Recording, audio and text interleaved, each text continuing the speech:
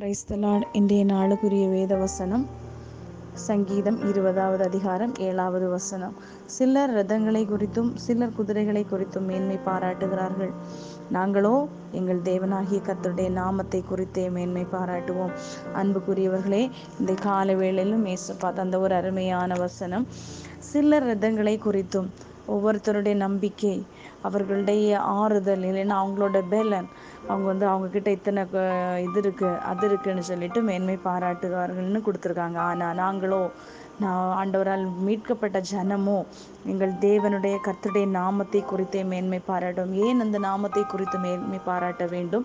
அந்த நாமம் எல்லா நாமத்திற்கும் மேலான நாமம். சத்துருக்களும் அந்த நாமத்திற்கு கீழடங்குகிற நாமம்.